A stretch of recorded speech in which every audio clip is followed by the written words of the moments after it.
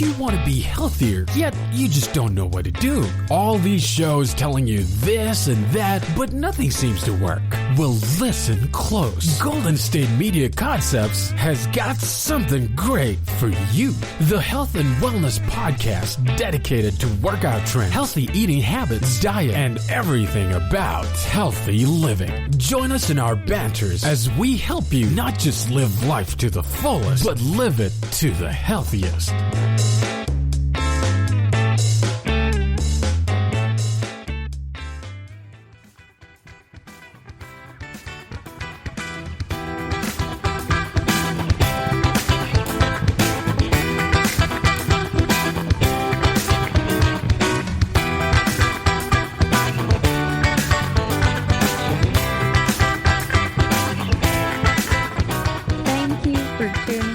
The GSMC Health and Wellness Podcast, brought to you by the GSMC Podcast Network.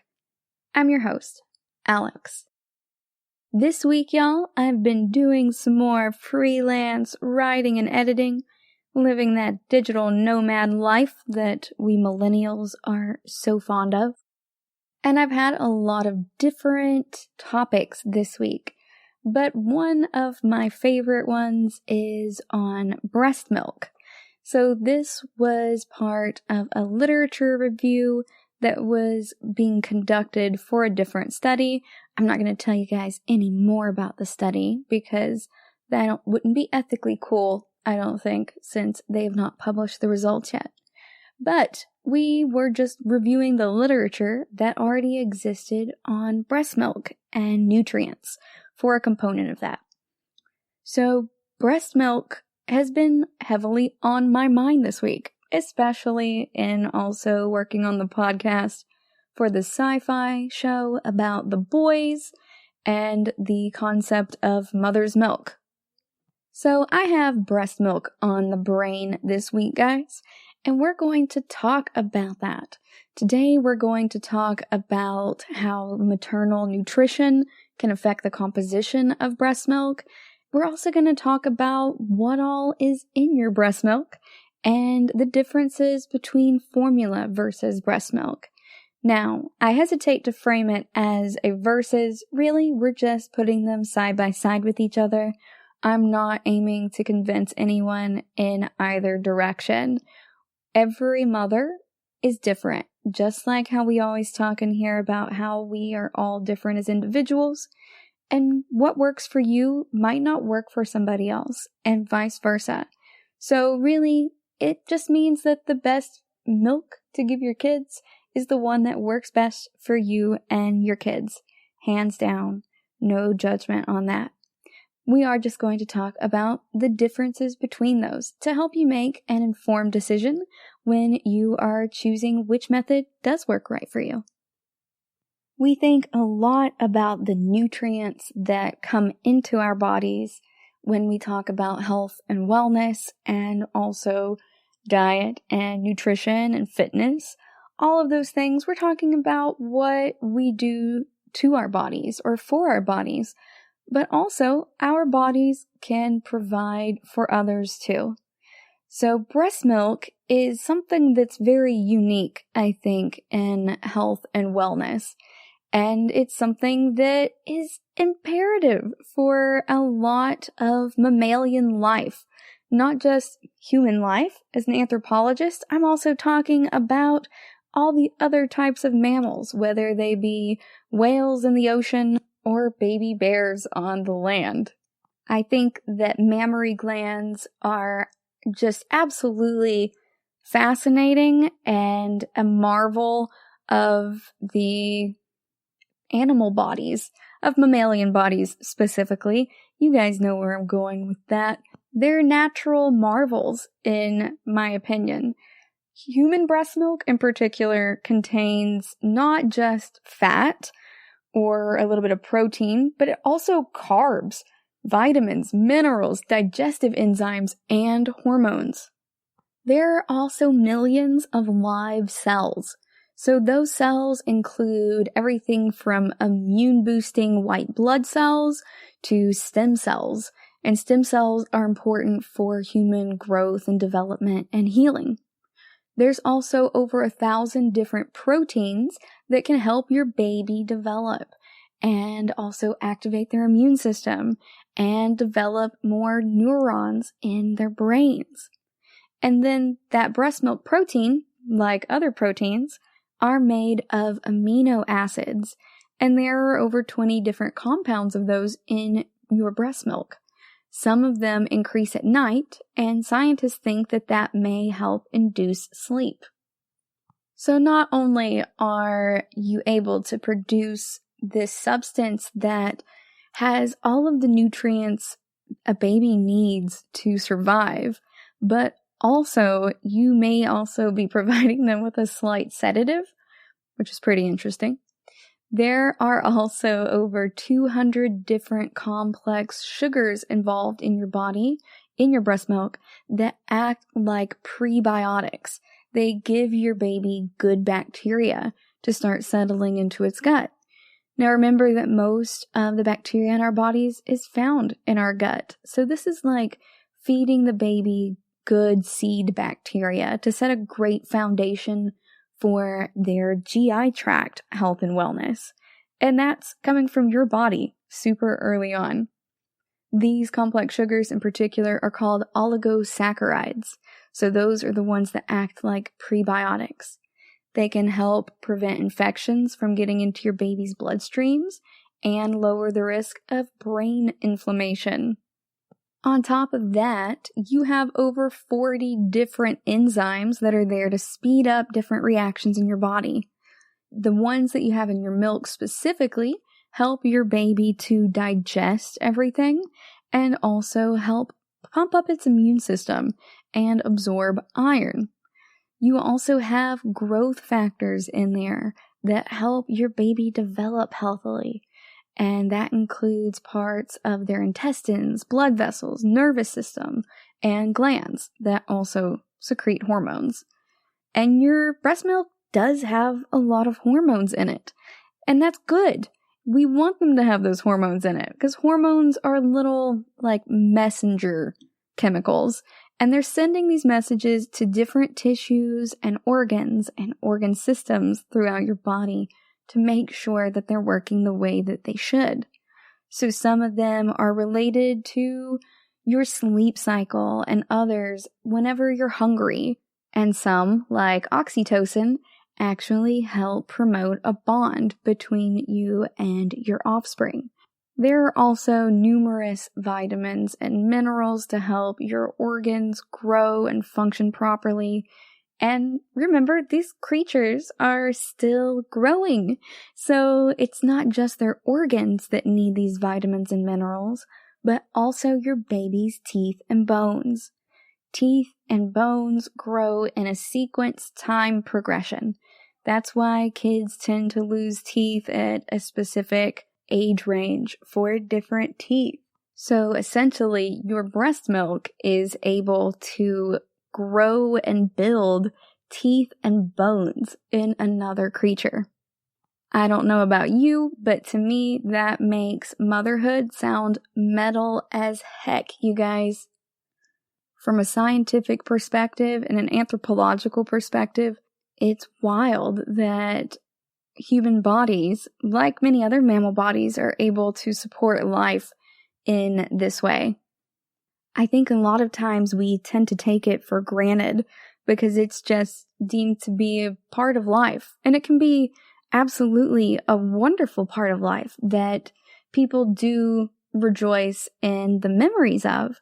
But I think that in general, as a society, we do tend to underplay or under-recognize how amazing it is that something that our bodies make can keep other people alive in a renewable way.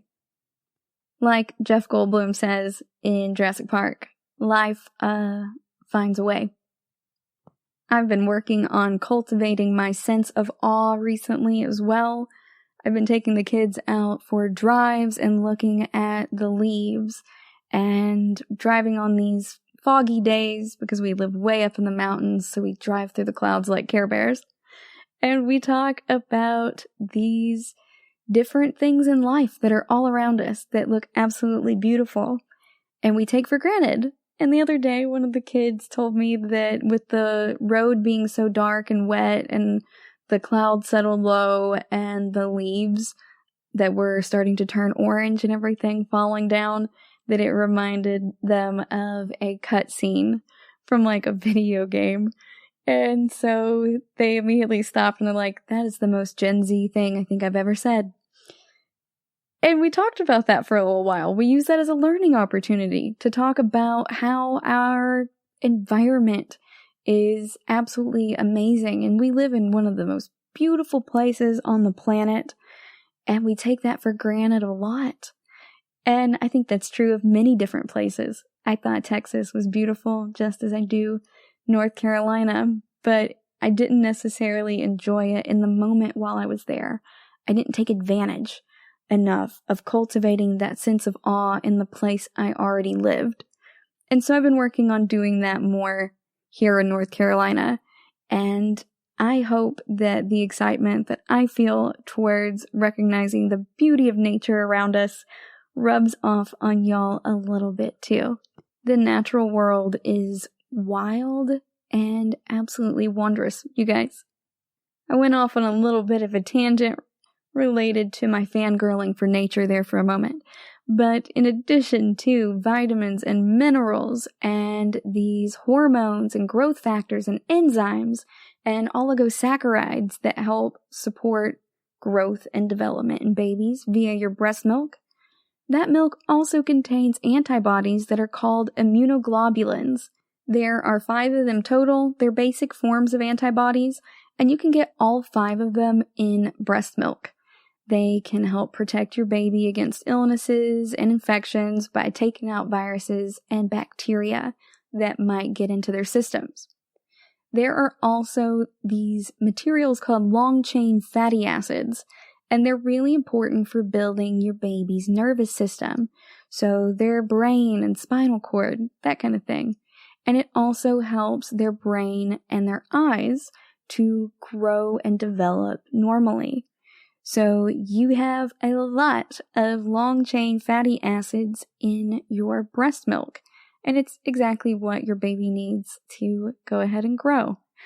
Lastly, you have 1,400 microRNAs in your breast milk, and these, we believe, regulate gene expression and help us with stopping disease development in its tracks or even preventing it, and supporting your baby's immune system. Now, there are a lot more ingredients in your milk composition, but these are some of the most important ones. Scientists are still discovering more of these, and the levels of the ingredients can fluctuate over time. It just depends on how old your baby is and precisely what they need. So we're going to go on a quick break, and when we come back, we are going to dive into some of the specific compounds that are in your breast milk and what they do for your baby. Stay tuned.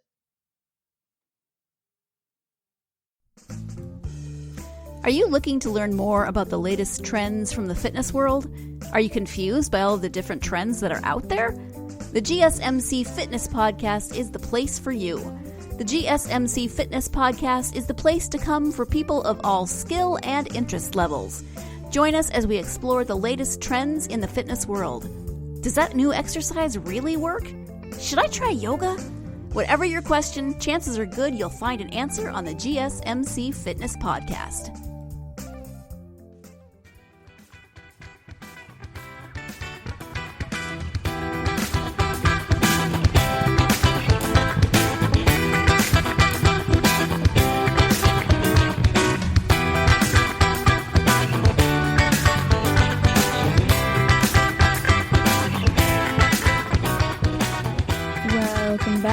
Before the break, we were talking about a lot of the micronutrients that are in your breast milk, as well as other constituents like enzymes, growth factors, hormones, and antibodies. Now we are going to talk about some more of the specific compounds that are important for children's growth and development. Now, first up, in the early days of breastfeeding, your milk is going to produce this really thick, sticky substance that is sometimes called liquid gold because it's kind of a weird orangey or yellowy color. Not quite gold, but sort of in there. And it's really important for giving your baby some immune boost and such. Now, this substance called colostrum comes out in just little tiny amounts first, about 40 to 50 milliliters or 1.5 roughly fluid ounces over a 24-hour period of time. But remember, when your baby first is born, its stomach is only about the size of a marble. So that's pretty much all they need. So there's no need to be alarmed about that. We talk a lot about the size of babies on ultrasounds and in the uterus as being like, oh, it's the size of a pistachio, and now it's a little walnut, and things like that. But when we actually think about it comparatively, by the time that they get large enough for birth, they really still only have teeny tiny little tummies, just the size of a marble. So there's not a lot that they need to fill them up, and colostrum is very easy to digest, and it's rich in nutrients, so it's everything that baby really needs. Now, colostrum has the same ingredients that your breast milk later on will have, but the amounts of the ingredients are different because your baby needs different things at different stages of their growth and development. So this is just a different balance, really, of those ingredients. And then it's going to shift around later. The milk will get less viscous. It'll be more like milk and less like some sticky goo, I suppose. But it's still the same stuff. Your baby just doesn't need as much of that one facet that was really thickening it up early on as it gets older. People sometimes also call colostrum a natural vaccination because it has really high levels of antibodies and white blood cells. And your baby needs that early on because now she's out of the safety of your womb, so she's vulnerable to infections and diseases, really. So you're giving her an early dose of some antibodies and white blood cells of your own to help her fend everything off. Colostrum's also really important for developing your baby's digestive system because their gut lining kind of has holes in it. It's permeable. It's kind of perforated. So think about it as the colostrum coming in there and sealing that. So it's providing the basis of this gut lining and make sure that it's not permeable anymore. Nothing can flow through it. Now that's especially important if babies are premature, because they are more at risk from a gut condition called necrotizing enterocolitis, and that is where part of their colon, their intestines and stuff, go ahead and start dying off. So they need to make sure that they seal that permeable membrane so that the baby can develop appropriately. Now, your colostrum also has very high concentrations of vitamins A, E, and K. Those are 3 that are up way higher than they are in mature regular breast milk. There's also a higher percentage of protein, and it also functions as a laxative, so it helps your baby pass their first bowel movement. It's called meconium, and it is dark green in substance if you guys have never seen a baby's first poop. It's important for getting that bowel stimulated, though, and getting the child's body used to eliminating waste in this new manner. Now, after a few days post-delivery, your breast milk is going to change in regards to how much you're creating. So your breasts are really interesting in the fact that they have somewhat autonomous control over the different nutrients and stuff that are coming in there as long as the mother isn't severely malnourished. So it also will increase milk production and decrease milk production based on how much you actually need for your baby, how much the baby is getting, and how much the baby's generally eating. So that's what they refer to when they're saying that the milk is coming in.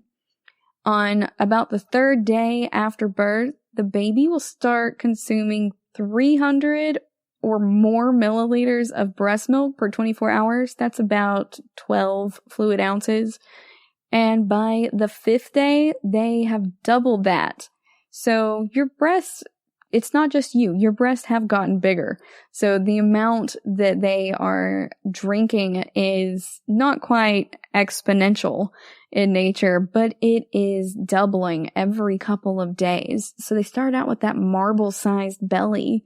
And then after 2 to 4 days of that, then instead of having that 1.5 fluid ounce, they're having 10.5 to 14 fluid ounces on day 3. And by day 5, like 700 or more ounces.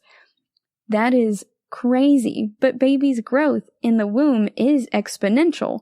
And so that growth rate slows down a little bit once the baby's been born.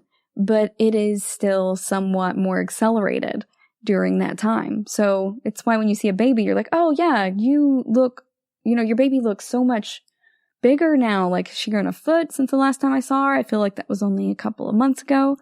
But that's just because during those first couple years of life, the babies do need to continue growing at a more rapid pace. And it's more similar to the womb environment, but at a little bit slower. It's going to take more than 9 months to go from the size of a microscopic little bean to being, a full 6 ounce, 8 ounce baby. By the time you get to day 5, though, days 5 to 14 after birth, your milk is called transitional milk, and it's somewhere in between colostrum and mature milk. So it's going to get higher in fat content, in calories, and in lactose, that milk sugar, to really help the baby get all the nutrients it needs for growing right then. And it also is going to get creamier in color and in texture. So it's not going to be as yellowish and orangish, that gold color. It's going to be more like milk, and it will also be changing texture to be looser than that colostrum was. Now, it's still got tons of live cells and antibodies and those good bacteria that we talked about too. So those are still in there. We're just changing the color and texture for the most part. The proportions of the nutrients are changing. And that's a good thing because it's changing based on what the baby needs.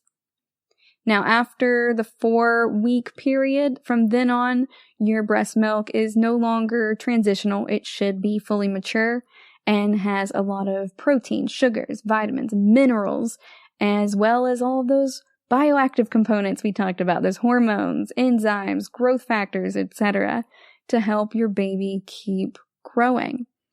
Now, if you or your baby are ill, though, your composition of your breast milk can change. It's normally pretty consistent based on what the baby needs, but depending on what you eat, it can change that. And it can change even from day to day or in between feedings. So if you get sick or your baby gets sick, so your body is going to make antibodies to fight that illness, and that's going to get incorporated into your milk so that your baby is able to obtain that from you. And then as your baby starts, doing what babies do, touching gross things and then putting their hands in their mouth, then they are going to get even more protective enzymes and other bioactive components in your milk. Those levels are going to rise, and that is going to also help protect your baby. So those changes in breast milk occur automatically, and your breast milk composition changes to accommodate your baby's needs. So it's highly adaptable, and it does it on its own, which I think is fairly wild, like in the best way. Before I started doing this research this past week, it never occurred to me that breast milk composition changed at all outside of colostrum. And I only knew about colostrum because I grew up on a farm. And so you would wait until the baby had gotten all the colostrum out of the mother before you started milking the cow for the purposes of human consumption. So I knew that there was colostrum, but I didn't realize that these levels changed periodically based on what the baby needs, and that your breast milk is so sensitive to changes in you and the baby's environment that it will start putting up more protective enzymes and things like that on its own. It just seems to sense that the baby needs them. That's absolutely wild to me. Your composition in your breast milk also changes in the midst of a feed. There's something called foremilk and hindmilk. So as you get towards the end of the feed, the milk starts to get thicker and creamier. And that's a good thing. So it's more watery at first to help quench your baby's thirst, and that's called your foremilk. And then as the feed progresses, that fat composition is going to keep increasing. And that happens as a function of milk moving through the breast as the baby is feeding. So a lot of times people call that watery initial milk that's for quenching foremilk, and the thicker, creamier part of it at the end of the feed, hindmilk. But hindmilk doesn't necessarily mean that there's a difference that's like a solid demarcation between the two. It happens in a spectrum, kind of like how you have that long period of transitional milk between having colostrum and having mature milk in those first 4 weeks. But it's happening on just a smaller time scale and kind of a little bit inverse to that. So it's thickening throughout the feed. And it's still going to be just fine. Your baby is going to get a similar amount of fat each day, no matter what, over that 24-hour period. So you don't have to panic about foremilk and hindmilk. It evens out, and it's on a gradual transitional spectrum. We're going to go on a quick break, and when we come back, we're going to talk about how breast milk composition changes after 6 months and how that is tied into maternal nutrition. Stay tuned.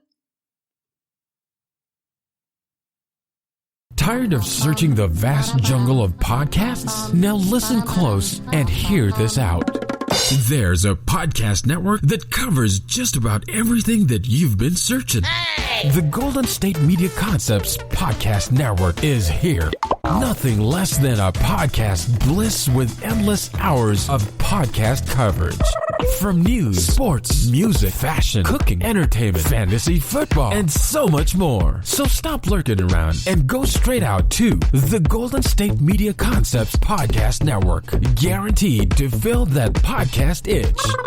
Whatever it may be. Visit us at www.gsmcpodcast.com. Follow us on Facebook and Twitter, and download us on iTunes, SoundCloud, and Google Play.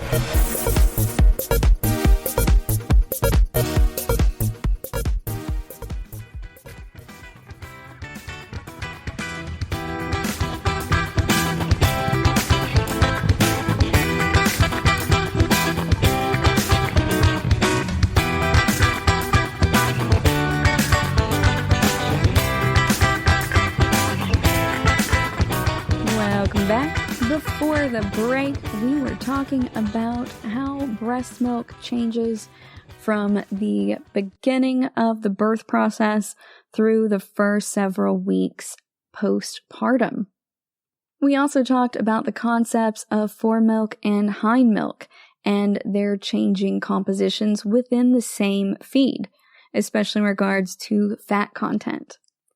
Now I want to talk about what happens at the 6-month mark.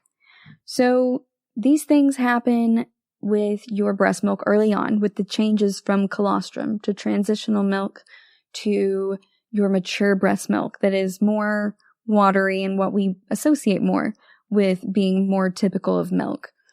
But that happens at around 4 weeks in. So how long does it last? Does it change again? Well, breast milk composition after 6 months is still fine. It's okay. You can keep producing high quality mature milk for a long time. While we do start feeding babies solids that have been mashed up and such at about 6 months to help them out with their nutrient levels, so they need extra boost of iron and things like that, milk is still going to be a primary part of a child's diet, if you want it to be.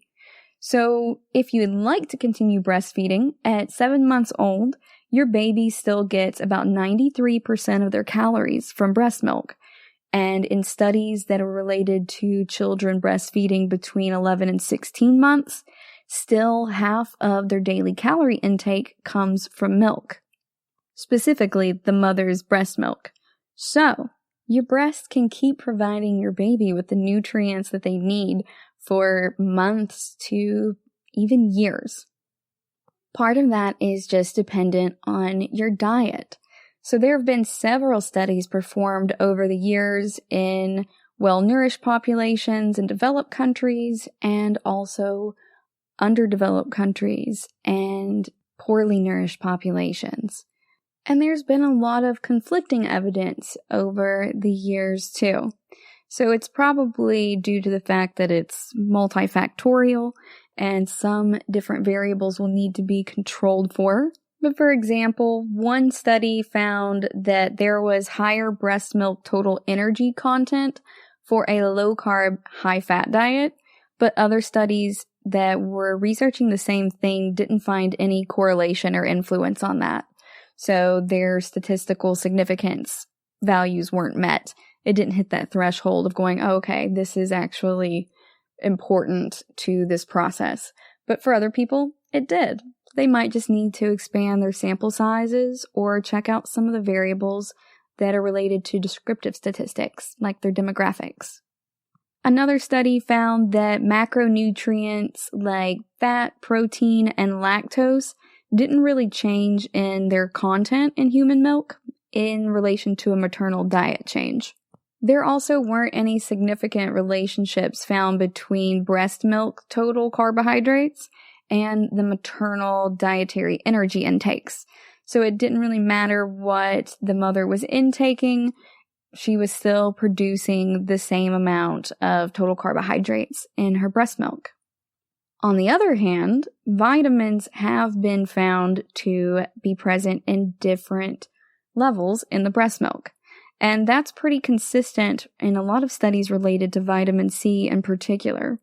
So there are certain nutrients that they call group 1 nutrients in Allen 2012, and those included thiamine, riboflavin, vitamin B6, vitamin B12, and choline. And maternal deficiencies of those nutrients in the mom's diet meant that there were also corresponding low instances of those nutrients in the breast milk, and that in turn caused the infant to become deficient in those nutrients. However, the body seems to prioritize babies getting most of the folate. So even if mothers are having a diet that is deficient in folate, the breast milk folate concentrations are still maintained. So the breast milk is drawing all of that folate to nourish the baby at the expense, perhaps, of the mother. For minerals, on the other hand, there was a study in Greece that reported that breast milk zinc composition was significantly influenced by the mother eating a lot of rice in her diet, but it was not significantly changed by fruit consumption. There was another study in Finland that found a significant correlation between breast milk concentrations of iron and the maternal total energy intakes. However, another study in North America found no correlation between breast milk iron composition or the composition levels of calcium, magnesium, and potassium when they were measured against the maternal dietary intake. So there's a lot of conflicting literature on maternal nutrition and how that affects the composition of breast milk, and then also how that in turn affects the infant who is breastfeeding. But the general consensus amongst the results are that there is a correlation between fatty acids in your diet and fatty acids in breast milk, and that those are related to a child's susceptibility to malnutrition or to obesity. Now remember that malnutrition means you're not getting the nutrients that you need. It doesn't mean that you're necessarily not getting enough calories, but you're not getting the right nutrition. So you can be malnourished and obese, whereas you can also be malnourished and undernourished, in which you're not getting enough calories, and the ones that you are not necessarily the ones that you need in those specific quantities. It looks like your body in general is able to sense that you have these reserves of these different compounds that are supposed to be present in the breast milk in different ratios as the baby changes and grows. So even if the mom isn't taking in enough certain micronutrients like these vitamins and minerals, the body will still go ahead and pull them from the bioreserves, like in the case of folate. But having that micronutrient available to begin with is still very important. If there is not enough folate reserves and the mother isn't getting any in her diet, then after a while, even if it's pulling from the reserves, those reserves will be empty or insufficient in some way. Now, unlike breast milk, formula doesn't really change over time to adapt to the child. Although there are ways to also supplement your child's intake of those other nutrients too, if you're following along with the regular progression your baseline progression of breast milk changes from colostrum to being more transitional and then mature milk. But there are also 3 major classes of infant formulas. The first is cow milk based, then there's also soy based, and just a straight up specialized formula. Now, in different studies of these, they found that unmodified cow milk does not provide enough vitamin E, iron, or essential fatty acids. But, even more important than that, infant systems can't really handle the high levels of protein, sodium, and potassium in unmodified cow milk. Interestingly, soy formulas are not recommended for children under 6 months of age. If babies get a non-bovine milk formula, it can lead to malnutrition. There are also hypoallergenic products that are made for babies who are having some allergies to something in the breast milk composition or in the other types of formulas. And the way that they accomplish that is they hydrolyze a protein to make it a lot smaller than the ones that are found in cow and soy-based products.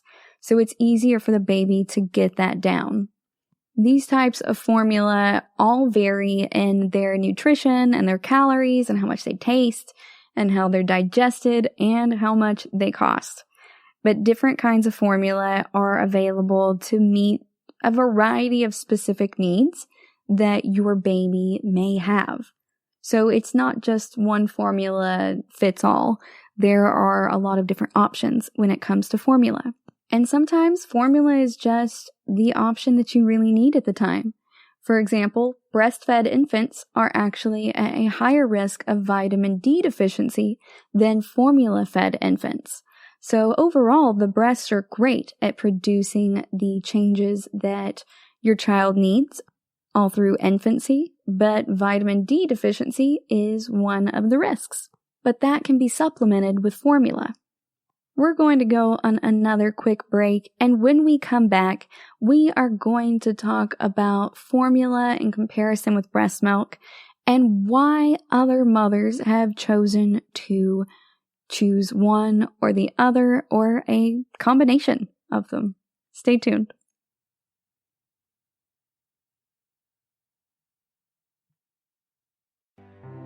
The GSMC Life and Happiness podcast takes you on a journey of exploration. We'll discuss tried and true methods alongside the latest trends of how to best live your life to its fullest and happiest. From psychology to meditation, science to self-help books, the GSMC Life and Happiness podcast will help you to discover what makes you happy and how you can live life being the best you possible. Download the GSMC Life and Happiness podcast on iTunes, Stitcher, SoundCloud, Google Play, or anywhere you find podcasts. Just type GSMC in the search bar.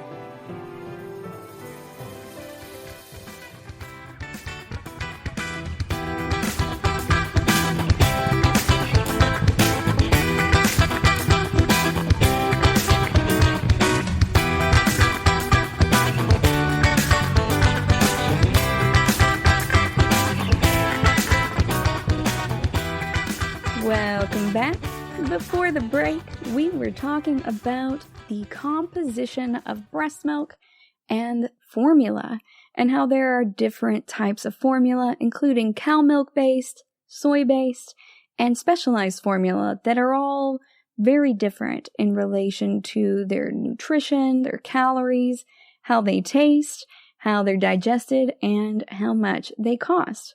But that there are a variety of them available to suit a myriad of needs. So now we're going to talk about what the most important differences are between breast milk and formula from a scientific perspective. We're looking over dozens of these articles, you guys, from peer-reviewed scientific journals. And then we're going to talk about reasons that other mothers have said they've gone for one or the other, or made any other choice related to breastfeeding, including supplementing with both. So firstly, we are going to talk about what makes breast milk unique. Well, the big thing that differentiates it from formula is the amount of probiotics. Those oligosaccharides are present in such high concentrations that it helps to reduce diarrhea. So it's providing a source of antibodies to help the kid with their adaptive immune system. And then the early pre- and probiotic interventions were really helpful in the infant's overall well-being, in their crying and growth, and the programming of their microbiome. Also, children who had early pre- and probiotic interventions had fewer viral respiratory infections. It's really the antibodies that we have trouble duplicating. Now, in comparison, there was a study in which children were fed nutrient-enriched formula and standard formula, as well as preterm formula, and they were compared to groups who were given donor breast milk. So not the milk from their actual mother, but from a donor.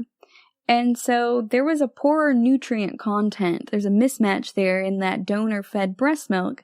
But children who were fed the donor breast milk performed as well as the ones who were fed preterm formula. So they think that there is something in human milk, some type of maybe long-chain fatty acid or some other biologically active component that helps with cognitive development. So they took the study and they tried to add some of those ingredients to cow milk formula, but they haven't been able to make a consistent positive effect on that. So some of the research showed that there was enhanced visual acuity for kids and also a speed of processing in infants who were fed the supplemented formulas. And those especially seem to be most helpful for preterm infants who are usually more deficient in those types of fats. Again, this is probably multifactorial, and so these things all work together, these different hormones and enzymes and fatty acid compounds, to help babies develop in the eye and brain region. So they've had some success with that, especially in preterm infants, in giving them specialized formula. So really, as we said earlier, making that decision is really down to your own unique circumstances, that of the mother and that of the baby. So now I want to talk to you guys a little bit about why some women decide to do one versus the other. And again, we're taking a scientific standpoint from this. Many different mothers were surveyed throughout a lot of different research studies, and they found that 44.3% of women initiated an attempt at breastfeeding. But by the time the infant was 6 months old, only 13% of that original 44.3% were still breastfeeding. And that decision to bottle feed was often made before pregnancy or even during the first trimester. So many mothers chose this way early on, even before they got to meet the baby face to face. And they had a ton of different reasons for that.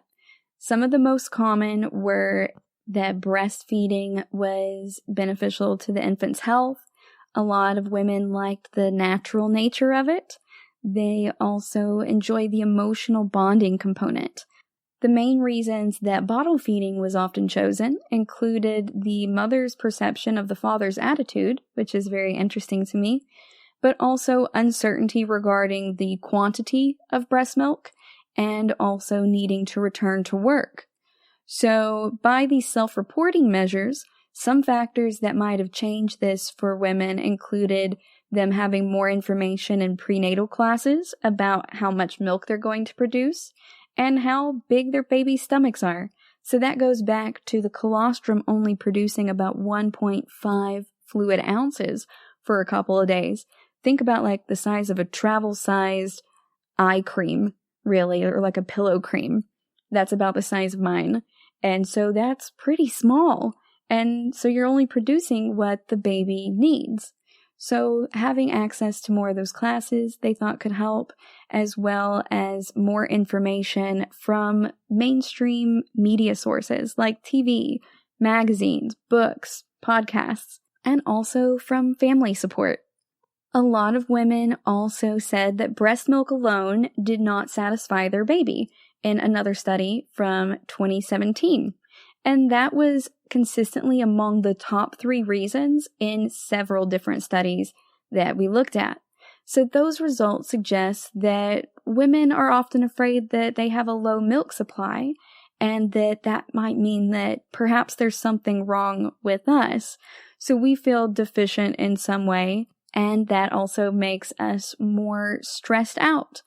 Other things like having multiple pregnancies, shorter maternity leaves, using a pacifier, and an infant being irritable sometimes, in addition to birthplace and whether or not a mother has a full-time job that is, outside of the home and unrelated to the other full-time job that is being a mother. Those were all found to be confounding variables or factors that might impact a woman's decision in that way. There were also 2 studies from industrialized nations, and they found that over 50% of women who were breastfeeding perceived their milk supply to be low during the early months of breastfeeding, even though their infant seemed completely satisfied and they weren't underweight. Anthropologically, I think that a lot of that just comes from every mother wanting the best for their baby, no matter what that looks like. And so sometimes we might feel that we're not doing enough as a mom, especially when it's your first infant. Just talk to your doctor, talk to the other women in your life who have been through similar things, and make that decision that is best for you and your baby, whichever direction that may be in. The right decision is the one that fits best for the both of you. In that same 2017 study, they also found that exclusive breastfeeding among mothers was at 74.1%. And that's quite a bit different than the numbers they got from the 2000 study, in which the breastfeeding initiation rate was 44.3%. So I'm not sure how much of that is just natural variability between those 2 studies and how much of that might be a secular trend. So a change in trends over time, because those are about 11 years apart in those studies, and there may be also differences related to generational changes and just popular fads at the time, as well as the general body of work and what's being socioculturally studied and reported upon. Additionally, that 2017 study found that for government employee mothers in particular, the odds of exclusive breastfeeding were reduced by half when compared to housewives. So for government employed women in particular, they are less likely by half, they're 50% less likely than housewives to exclusively breastfeed. So that's saying that a lot of women are doing this because they are having to be separated from the baby for a lot of their day. They're not able to just breastfeed all the time because they have to go into the office. Overall, the conclusions on breastfeeding and formula feeding came down to the point that we need to support women who want to breastfeed, but also support women who are unable to or unwilling to for any reason. Formula is a valid choice. It's whatever is the most important for your baby. And even a lot of women who start out breastfeeding stop after about 6 months, according to many of these studies.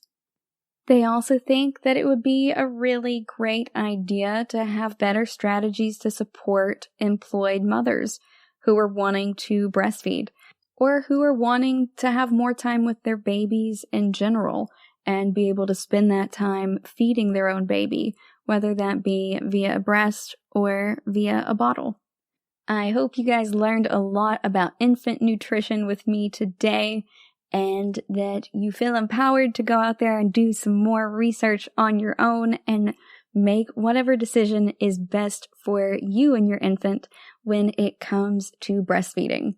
If you are someone who does not have an infant they're trying to breastfeed, I hope that you at least enjoyed exploring how metal breastfeeding and child nutrition in general can be, whether it's via the natural form or through the wonders of modern science. Thank you for listening to the GSMC Health and Wellness Podcast, brought to you by the GSMC Podcast Network. I'd like to ask that you please subscribe to the show, and writing a nice review always really helps us. Also, if you could please follow us on Facebook, Twitter, or Instagram, I'd appreciate it.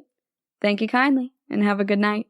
You've been listening to the Golden State Media Concepts Health and Wellness Podcast, part of the Golden State Media Concepts Podcast Network. You can find this show and others like it at www.gsmcpodcast.com. Download our podcast on iTunes, Stitcher, SoundCloud, and Google Play. Just type in GSMC to find all the shows from the Golden State Media Concepts Podcast Network, from movies to music, from sports to entertainment, and even weird news. You can also follow us on Twitter and on Facebook. Thank you, and we hope you have enjoyed today's program.